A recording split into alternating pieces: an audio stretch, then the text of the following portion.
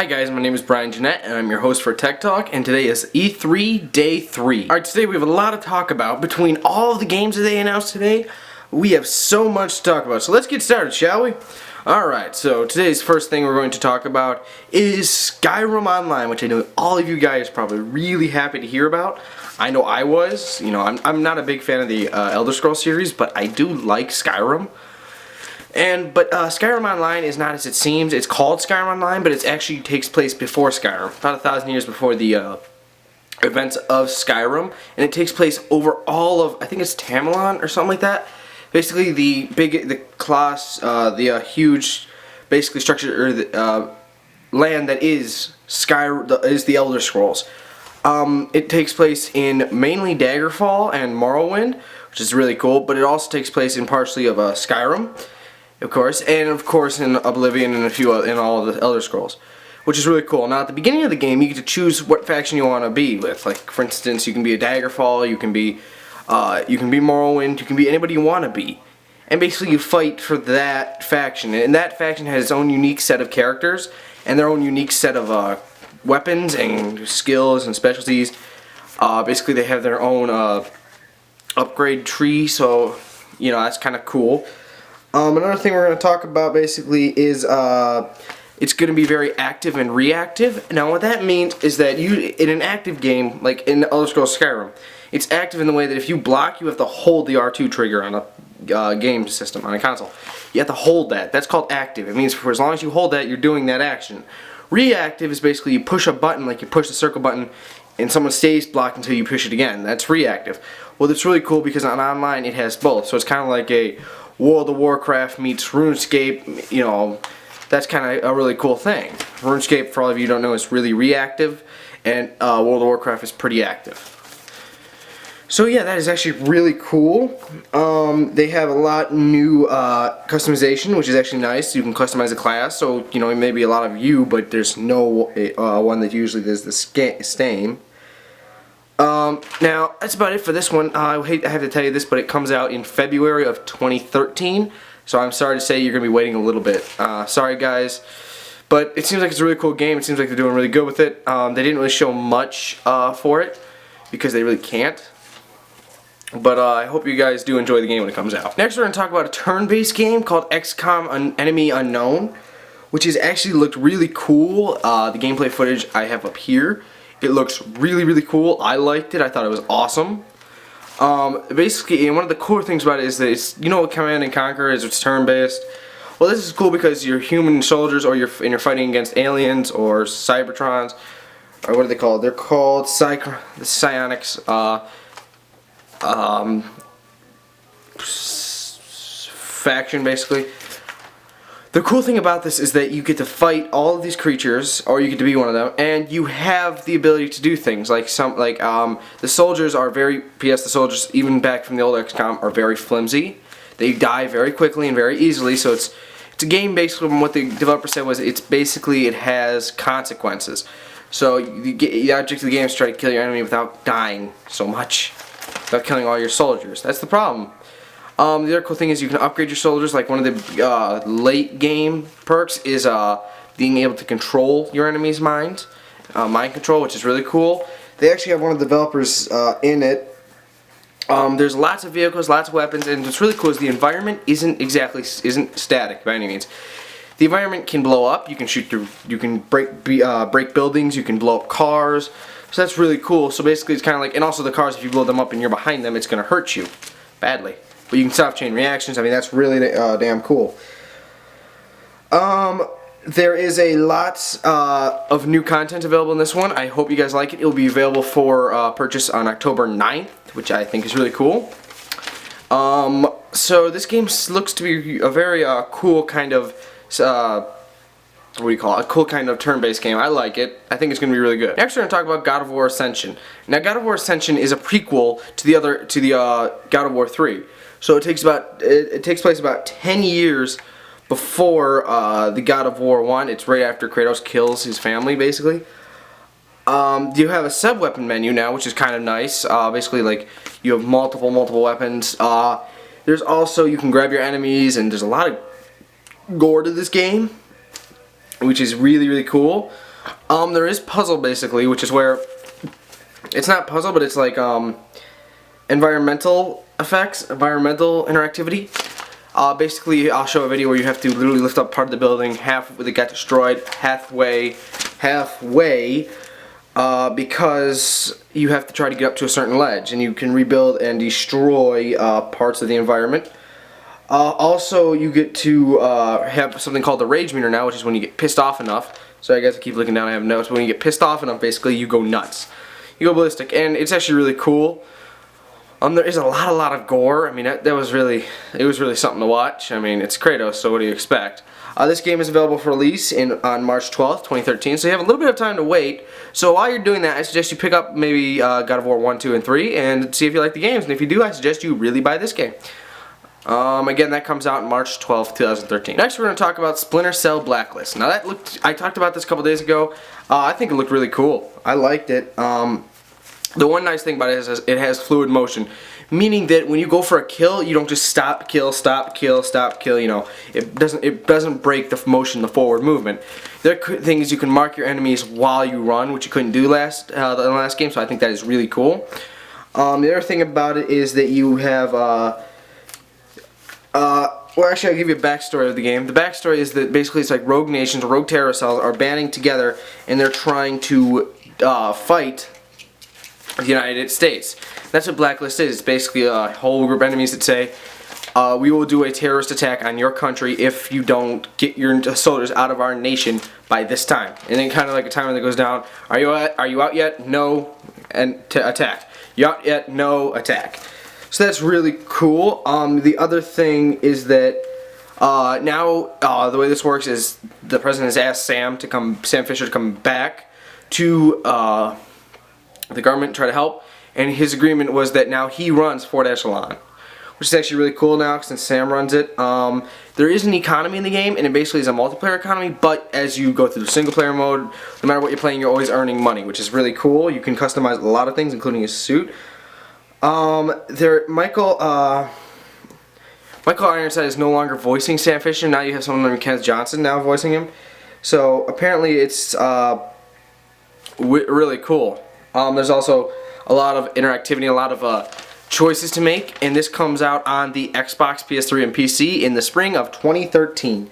So again, this game looks really cool. It looks like actually one of the cool things is now it's kind of not meant you can run. It's not just you get spotted, you lose the mission. No, you can actually fight. There's a lot more like Call of Duty based, not Call of Duty based, but Call of Duty style, where you can just go in and just ground and pound basically. I think that is really cool. Tell me what you guys think in the comment below. Next, we're going to talk about Resident Evil 6. Now, Resident Evil 6 a little bit different because instead of having just one storyline, it has three that all kind of encompass together at the end. You have Leon Kennedy, which is kind of like, and oh, by the way, they're all different kinds, so they each have their own certain style. So like Leon Kennedy is the first one. Leon makes a return. His is more of the gruesome horror storyline. So a little bit, if you want to get freaked out, play him. Next, you have Chris Redfield, another return, and he's kind of like the action, you know, from RE5. He's kind of like the action type of storyline. And you have a new player named John Mueller, who's kind of the what do you call it? Basically, if you want a gigantic character running behind you the whole time, return of I forget the name of it, but basically it's kind of like that of Usrik or something like that. But it's now a new character, not Usrik himself, but also they're completely separate, but at the end they converge. They take place all over the United States, and then they converge in China. So that's really cool. So think of like a nation of zombies that want to kill you. That's kind of scary. There is a reward for if you complete all three storylines. There's a little secret Easter egg at the end of the game. So I suggest you do complete all three. There is multiplayer, and the multiplayer actually is given to you just from the beginning, which is very nice because usually you have to finish the campaign and then you get multiplayer. No, now you can just jump on and do that. Also, each character has their own special, unique fighting style. For instance, Leon can do unique piece of something that goes to that character. So, like for instance, Leon can dual wield. Chris is better with snipers, so he's better at long range, and so is his partner, and so is Leon's partner better with the dual wield. And then you have John, who can do hand-to-hand combat, which is really cool to me. I think that's kind of really cool. The only footage I have is of Leon, because that's all they showed. Now the other cool thing is this is available in the beginning of 2013. It's going to be on the Xbox and PS3 only. So tell me what you guys think in the comment section below. I think it's going to be a cool game, but that's just my opinion. Next we're going to do Lost Planet. Now Lost Planet they did show and it looked really cool. Basically you have a complete, what do you call it, easier control system they made. This is a prequel of Lost Planet 2. This is Lost Planet 3, but it's a prequel. It happens quite a few years before. And actually, there is no crossover into like what happens in the Lost Planet series. But there's like some things where it's like you'll meet Gale, who's a mechanic, and he's actually the father of Wayne, who is the protagonist for Lost Planet 1, which is actually really, really cool, just to tell you. It's open game, but it's not open world. What that means is that the game encourages you to explore, but it kind of limits, like, I shouldn't say limits how you explore, it more or less limits, say, how long you do it for. So yeah, you get to explore, you know, you can find a cave and go, ooh, I haven't gone in there, and it wants you to do that. But it doesn't want you to just only explore. It's not like Grand Theft Auto where you can explore and just start beating the crap out of everybody. But it's a really cool looking game. The other thing about it is that you will be, it is a very big map. The other thing is it's expected to come out in early 2013. Again, most of these games that I'm going to be telling you guys about aren't quite ready to come out yet. I'm sorry to tell you guys that, but it's just how it works. There is no split screen co-op, and the reason for this is, and there actually is a lot of games that no longer have split screen, and the reason is the graphics is getting so intense that basically what I should tell you that the generation of consoles that we're in now has been the longest lasting console in history. This is the longest lasting console generation, but it's coming to an end. I mean, there's only so much we can do with this technology, and the technology for consoles is just becoming outdated. And so the way split screen works, I don't know if you know this, but the way split screen does work is that when you do split screen, you have to recreate the image, the graphics twice, one on each side. And the way you do that is you lessen the graphics of the game. So it's a problem doing that. It's hard to do, and a lot of these games nowadays is not going to have that, just because it would ask too much of the hardware, and the hardware would probably blow fucking up. So that's why there is no split screen. Now this will be available on the Xbox, PS3, and PC in early 2013, so I hope you guys do like this. The next game we're talking about, I think all of you guys are really excited for. It is Crysis 3.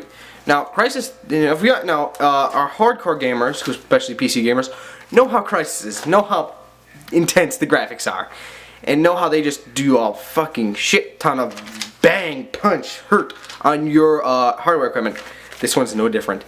Basically, it is, I will tell you this now, if you have a PC and you're a PC user, you are in luck buying this game because there's a nice sexier, as the developer said, sexier version for the PC, just because the hardware can support it. And Crysis 3 is kind of basically what they're doing is they're maxing out the whole hardware usage of the consoles. So expect, and I will tell you this is my prediction, expect next year's E3 to be the launch to talk a lot about the next generation of gaming consoles. The reason for that is that our console hardware is coming to an end. As in, the time has kind of expired. We are past what we are way beyond the point of where we were when we bought that shit out. So now we're going to have new hardware coming out. And so this kind of pushes it to the edge, and if we all know Crysis, like my graphics card, an NVIDIA 460 can't even run Crysis very well on highest settings. It was that damn good. So let's get into the actual game of it. It's kind of like the setting is basically a mix of a jungle and urban setting. That's really cool. It takes place about 20 years after the events of Crysis 2. It pushes the hardware, and it's really pushing is for all you nerds out there. It's really pushing what they can do with the DirectX 11 engine, which is actually really nice to see. I saw the graphics. I'll put a video up here, but it is stunning if you actually go look at the graphics. I will leave a link for the whole gameplay in the description below. There's a lot more in customization, and you can still throw around people because that's kind of cool. There is a new weapon that is a crossbow, and the crossbow has 4 tips. You have air, electric, standard, and thermite. And thermite is basically explosive. And the cool thing about that is that you can shoot the crossbow while you're in stealth mode. So that to me is actually really damn cool. There is an economy system in this game. Basically you pick up rubies, I think it is. And those can make you able to customize your nano suit and a lot of other things. And there is a new weapon called the just called the Typhoon, which can shoot 500 bullets per second. And I will leave you a video of that. It's actually really cool. Again, you can still throw, as someone asked, the little Koreans. There is amazing graphics, and it is going to be better and sexier on the PC. It also is available for the Xbox 360 and the PS3, and it will be available February of 2013. So I hope you enjoy this game. I know I'm going to buy it. I'm going to pre-order it the minute I can. So thank you guys again, and tell me what you think of the game in the comment section below. Now the next thing I'm going to talk about is not exactly a game of sorts, more like it is a DLC. I think you guys know what I'm talking about. Dawnguard. Look at the chins. No. Dawnguard, basically. And what Dawnguard is if you don't know, it's the DLC, it's the downloadable content that is coming available for Skyrim. Now this adds an additional 10 to 20 hours minimum. So I mean, if you just want to play through the extra storyline, 10 or 20 more hours. Guys, that's a full fucking game. I don't even get that, but that's more than a usual full game. There's gonna be a game I'm talking about later that really only takes about 2.5 hours to complete. So that's me just telling you guys that that is pretty long. And the cool thing it adds is it adds a vampire class, which I think you guys are gonna love. You get to play as vampires. The cool thing about that is also you're gonna have it's gonna be vampires and Dawnguards. Dawnguards are a sort of enemy of choice if you want. In the beginning of the game, of the quest for them, you can either choose to be the vampire or the Dawnguard. Now basically the difference is the vampire, what you do is your quest is to block out the sun. You're a vampire, you don't like the sun. It's tyranny. So you have to take out the sun. And as a Dawnguard, you're the exact opposite. You're a vampire hunter who's trying to stop them. Now with the vampire class, you're not exactly able to fly. What you're able to do is you're able to levitate. The real cool thing is that there's a whole new, what is it called? A whole new perk tree for the vampires and the Dawnguards. Also, there's a whole new perk tree for the werewolves, and I think you guys will like that. There is a cool, it is actually, also there is actual legitimacy to this. If you are a vampire and you try to fight during the day, you are weaker during the day than you are at the nighttime, as we all know. And the other cool thing is that, excuse me, the other really cool thing is that, oh yeah, the vampires. The vampires and Dawnguards are now playable characters in the game of Skyrim. So if you want to just play through Skyrim, the normal storyline, you can be a vampire lord now. So that's really cool. And if you guys are wondering, thinking, oh my god, they're announcing at E3, this means it's going to take months and months for it to come out. Not quite. If you have an Xbox 360, you are in luck. You can sign up for an open beta that is happening next week. So remember that, next week, the Dawnguard open beta. Also, if you are anybody else like I am, a PC user, I will tell you this. Dawnguard will become available for purchase on June 26th. So basically, in a few weeks, you will be able to buy Dawnguard. It's just go out and get it. I forget what the price tag is, but I will leave that in the comment section below. So tell me what you guys think. I think this DLC is going to be really cool. They actually dedicated like half hour to it, which is kind of cool because it's basically the length of a full game. I'm afraid to see what the download size is going to be. It's going to fill up your Xbox 360s, guys.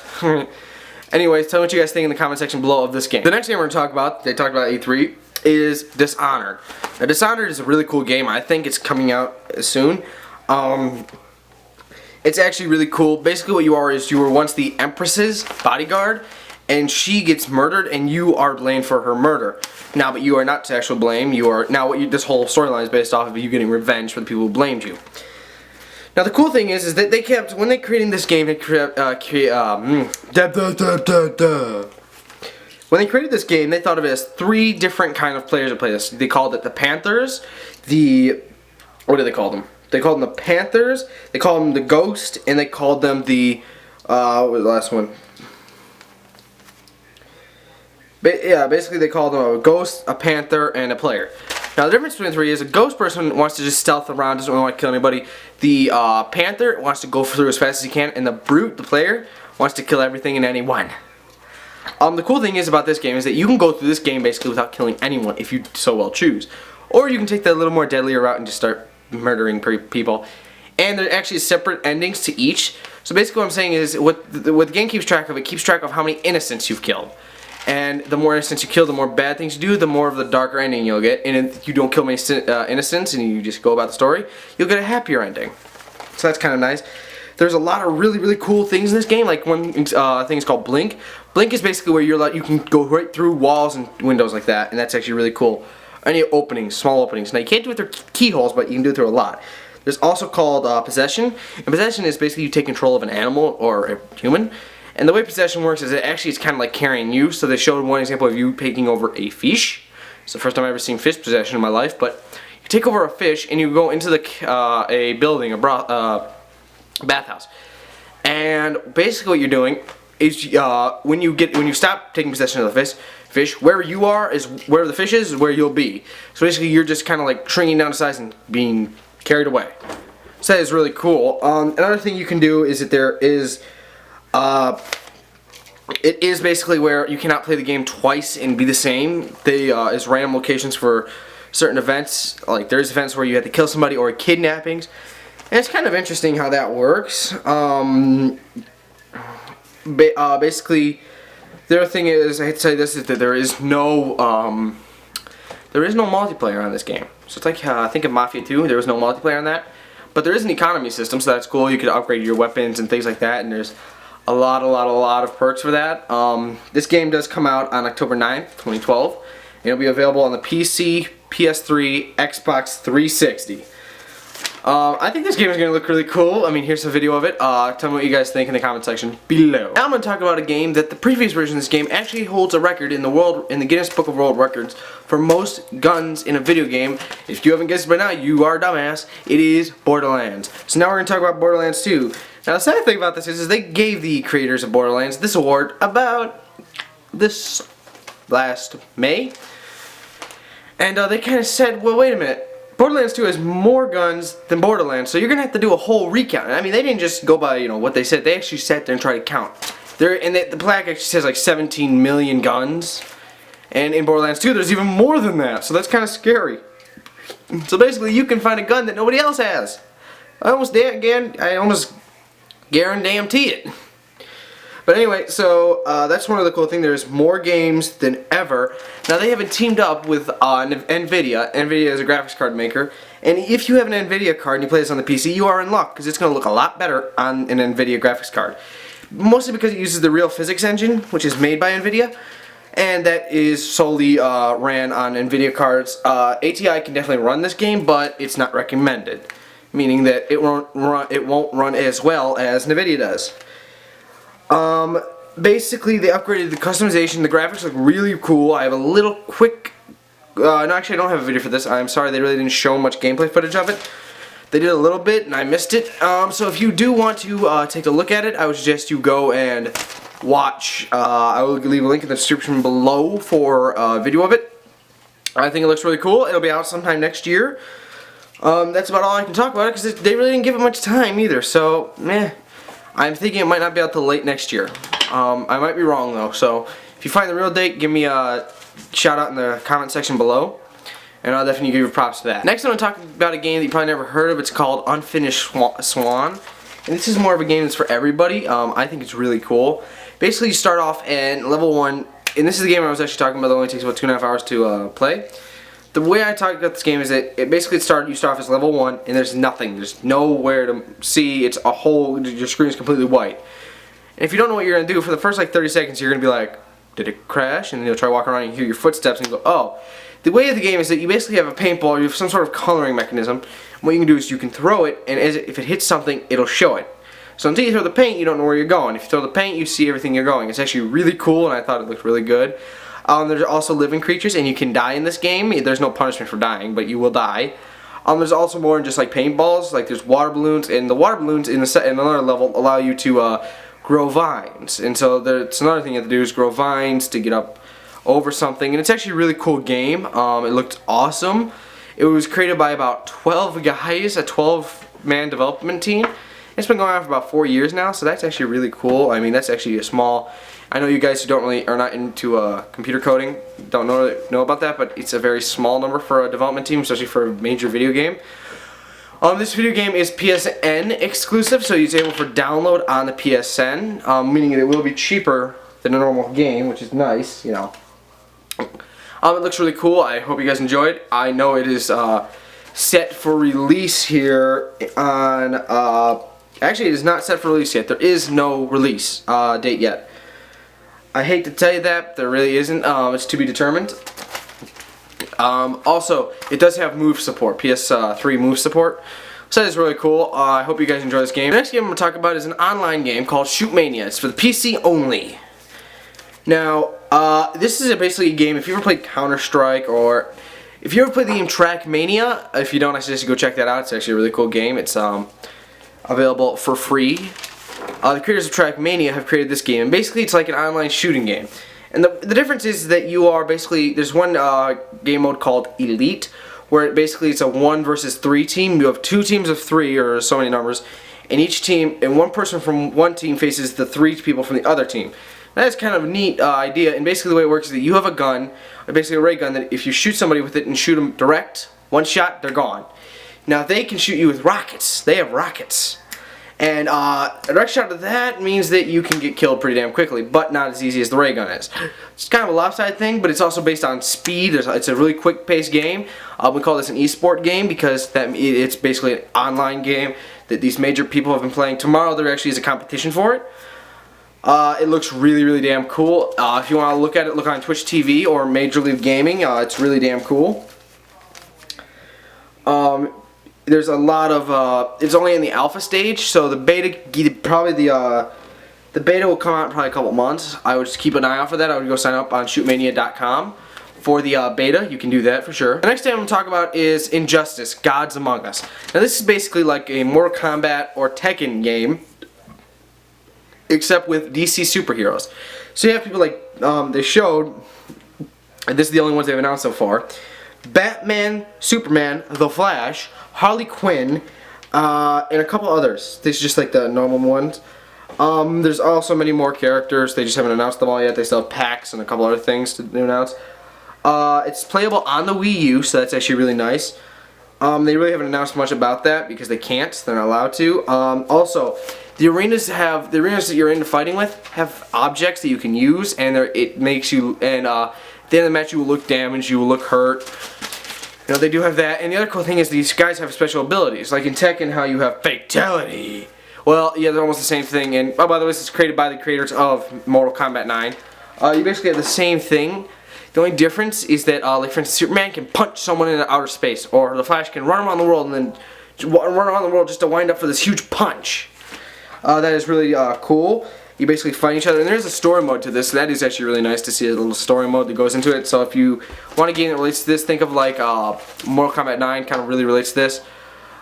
This game will come out in 2013, that is all they're saying about that. And it looks like it's going to be a really cool and fun, it even could be a sort of a kids game. I mean, you know, kids violence, yeah, whatever. But it looks like it's going to be really cool, and I think it's going to be awesome. Now, the last game I'm going to talk about today is a game that I didn't even know they were going to announce today. It wasn't even on the schedule. It's called Beyond Two Souls. Beyond Two Souls is a really cool game. It allows you to play as the character who is, what's her name? The character in this game is named, what is her name? Jodie. Alright, yeah, so that's what I think it is. Jodie. So the name of the game, the name of this character is Jodie, and actually what's really cool is Jodie is based around the actor who plays Jodie, which is Ellen Page, and it looks a lot like Ellen Page. I mean, that's how these games work nowadays. The way they film this game is the person wrote the storyline, and he thought of someone who looked just like that, and it was kind of like Ellen Page, is the person he thought of. So she is the one who voiced, and she did all the motions. Because the way that we record movements and sound is that what we do now is, ever since Avatar, what you do is you get sound, face, and movement all in one. So basically, as they're talking, they're doing the movements that are seen in the game. So when you're talking to someone, the way they're moving around or they're looking down is what they did in real life when talked to like that. So that is actually a really cool thing they do. So it looks like Ellen Page, and Ellen Page did voice and act this. The reason they call this Beyond Two Souls is because you are Ellen Page. You play as both Ellen Page, and then the real story is that there's an entity that she sees that nobody else sees that continually follows her. And it's not like she's scared of it. She's you know, it's kind of like she knows about it, she talks to it. It helps out from time to time. It's actually looks really cool. You can play as Ellen, or as Jodie, and as the entity. That I think is really cool. There is more. This game does follow the character Jodie. The storyline is based off of 15 years from her life. So you see this character as a child, teenager, and adult. And the cool thing is that as you grow up, like in the child version of her has different abilities than the adult version of her, as would be in real life. So that is actually a really cool thing. Next, it's going to be improved. This is, by the way, this is from the creators of Heavy Rain. If you ever played it, it's actually a really nice looking game. They have improved graphics, and there actually is you can explore around a little bit, and it's actually a really cool mystery game. It looks to be. I think it's gonna be a mystery game because it looks awesome. And there is going to be a lot more playability in this than there's actually a lot more playing, and there's actually extremely few cutscenes. And what I mean is that if you should see the video about me, it looks as if that's a cut screen. It isn't. A cutscene, it isn't. That is actually you playing, and I mean that looked. I never saw a game more realistic than this, and I see why they ended E3 today. Today's E3 conference stage show with this game. It looks so freaking cool. I mean, I don't want to understate it, but it looks amazing. They didn't really say a release date, but I'm guessing October. And the only thing I have to tell you guys is that this is exclusive to the PS3 only. I'm sorry to tell you that, but it looks so damn cool. I can't wait to actually take a look at it. And if you are a person who likes to play games and record them on YouTube, like, you know, if you're Toby Turner or anything, something like Toby Turner does, this would be a cool game to do because that game looks so cinematic that it can be done really well. And again, the voice is by Ellen Page, an extremely famous actor, Jesus Christ. I'm gonna get hate over that. Actress. So I think that's really cool. Anyway, that basically wraps up Tech Talk today. Again, I am your host, Brian Jeanette. You can check me out on Facebook, Twitter. I don't really use Google+. Google+ kind of sucks. Sorry, Google. Just get off the YouTube. That's just my little hashtag save YouTube. Fuck you, Google. No, I'm kidding. You sign my paycheck? No, I'm kidding. But anyway, that is it for me today. If you like this video, be sure to click the like button. It helps me see how many people actually do watch this video and how much you guys care. Also, click the favorite and share video because that helps get the word spread about this. Also, if you like videos like this and you want to see more, especially tomorrow being the last day of E3, I will also be doing the Apple Developer Conference next week. If you like these, like a lot of these videos, and you like my beautiful face talking to you peoples every day, click that subscribe button above. That makes it so that every time I post a video, you are informed about that. So thank you guys very much. I hope you have a great night, and I will see you tomorrow for the end of E3. Have a good night, guys.